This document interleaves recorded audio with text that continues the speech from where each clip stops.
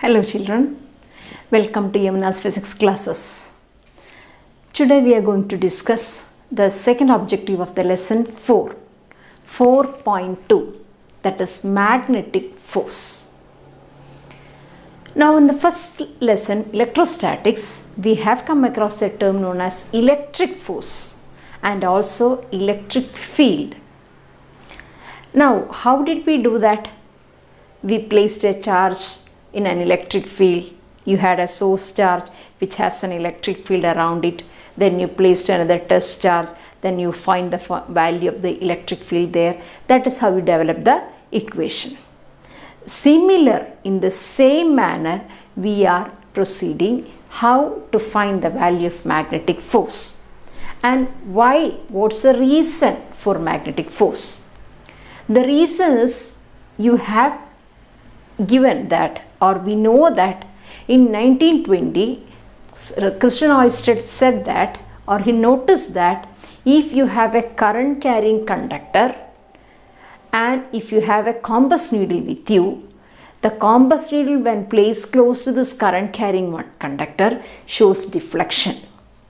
From that he concluded that a current carrying wire or conductor is capable of creating magnetic field all around it. And if suppose the direction of the current is reversed or changed in the reverse manner, the deflection is also getting reversed. So it's very clear, magnetic field is a vector quantity which has a direction. And that was given by a right hand grip rule also. You hold the conductor, if this is the conductor, hold it in the right hand with the thumb in the direction of the current. Then this fingers, the concentric circles, shows the direction of the magnetic field. So it's very clear, a current can produce magnetic field around it. So we are taking a moving charge. Moving charge in the sense, flow of electrons results in current, and if there is current, for sure there is magnetic field around it. So you are taking a moving charge which is capable of creating a magnetic field and placing that charge in an external magnetic field. So you are placing it in external magnetic field, same as the first lesson. Its source charge creates an electric field, you place a test charge over there to find the force. Similarly, a moving charge which can create a magnetic field is placed in an external magnetic field and there is a force in between. That force is known as magnetic force. And let us see what are the quantities which magnetic force depends. So this figure explicitly says what are the depending quantities. Now let me come to the figure. Just look at the figure. You can see this is a three-dimensional axis. Three-dimension means X, Y and Z axis. All the three are there, X, Y and Z. Now suppose if this is Y, this direction is taken as X, this you can take it as Z axis. So you look at this, Y, X and Z axis, mutually perpendicular. If B is in the direction of Y axis, there is a charge at the origin which is moving along V with a velocity V. This is the direction of Q with a velocity V bar. And this V bar lies in XY plane. So V bar is split into two components, rectangular components, one along Y, the other along X, because they are mutually perpendicular. So V can be cut into two. One is V cos theta, the other one is V sin theta, because theta is the angle between V and B is along Y direction. So one component of V cos theta is along B, the other component V sin theta is perpendicular to B. And the force is obviously in the Z direction, which is mutually perpendicular to both V and B. F depends on three terms. Number one, the charge itself. Number 2, V sin theta. V sin theta means that component of V which is perpendicular to B. You have two components, one is V sin theta, the other one is V cos theta. You should take the perpendicular component of V. Then finally third one, B bar. B is definitely a vector quantity. So as B increases, the interaction between the moving charge and B increases, hence magnetic force also increases. Now all the three put together and you change the proportionality with the K, and the value of K is equal to 1. Therefore, F magnitude of K F is equal to K Q V B sin theta, or simply Q V B sin theta. But you know F is a vector quantity, force is a vector quantity. So that vector is given as Q into V cross B. You know AB sin theta is written as A cross B. Similarly, VB sin theta can be written as V cross B. Okay. Now, the direction of F is direction of the cross product V cross B. You know, if you take any cross product between A and B, suppose A and B are two vectors, the cross product is C. That C will be given as right hand rule. So, this is my right hand. Now, suppose this is the plane where I have both V and B. Now, suppose this is the direction of V, this is the direction of B.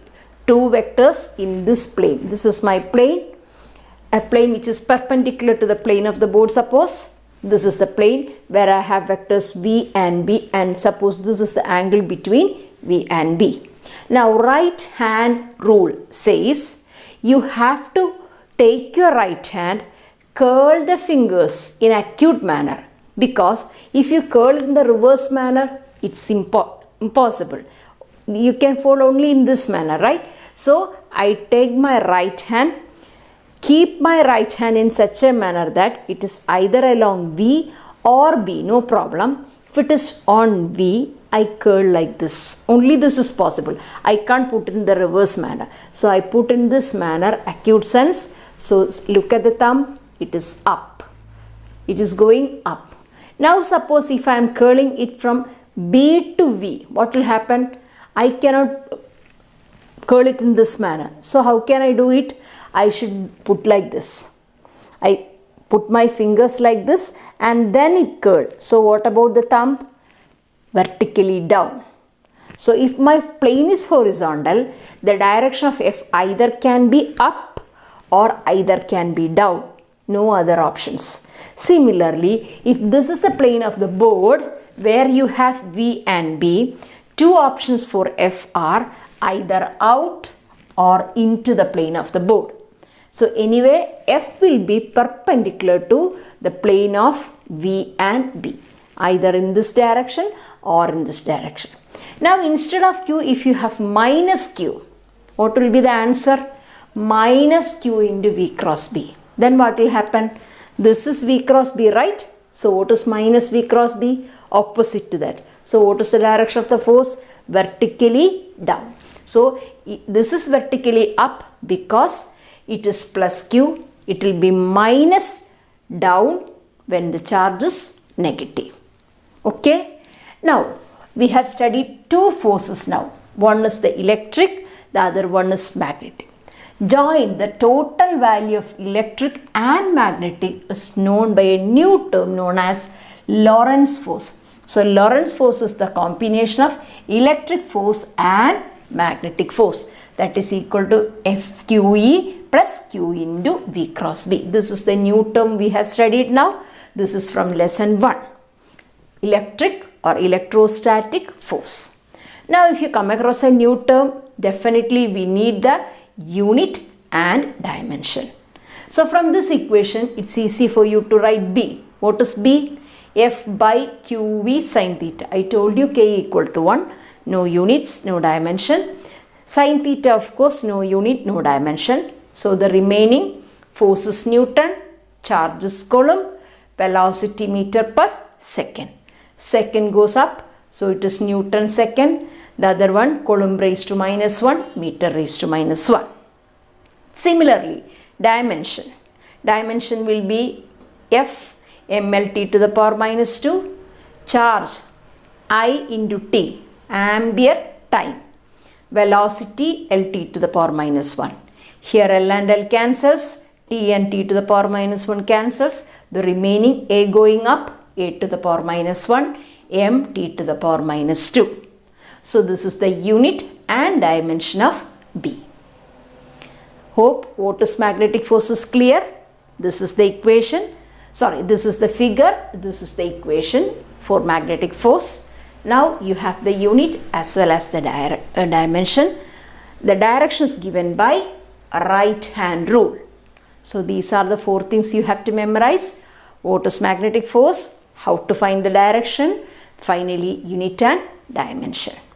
Hope it is clear. If any doubts, please put in the comment box. Thank you for listening.